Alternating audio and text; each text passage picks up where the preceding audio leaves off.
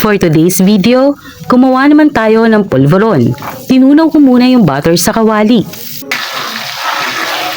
Next, naglagay ako ng kalahating kilong harina sa isang separate pan. Tustahin lang ang harina, hinaan din ang apoy para hindi ito masunog. Haluin lang din ito ng haluin para maging pantay ang pagkakaluto nito. Ipagpatuloy lang ang paghalo hanggang sa maging light brown ang kulay nito. At kapag naging light brown na ang kulay nito, i-turn off na yung apoy at palamigin natin ito. Kapag medyo malamig na ito, pwede nang ilagay yung 400 grams ng asukal. Haluin lang natin ito. Next, nilagay ko na yung kalahating kilo ng powdered milk. I-mix lang uli ito.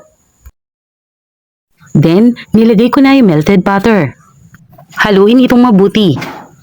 Kapag nasunod mo ang lahat ng sangkap, siguradong makakagawa ka ng masarap na polvoron.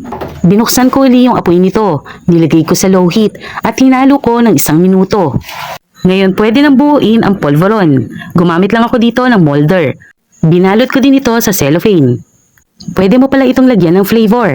Pwede mo itong lagyan ng mani, chocolate, o yung biscuit na may flavor na cookies and cream. Pwede yon. Pero dahil classic polvoron lang ang ginawa ko, hindi ko na ito nilagyan ng flavor.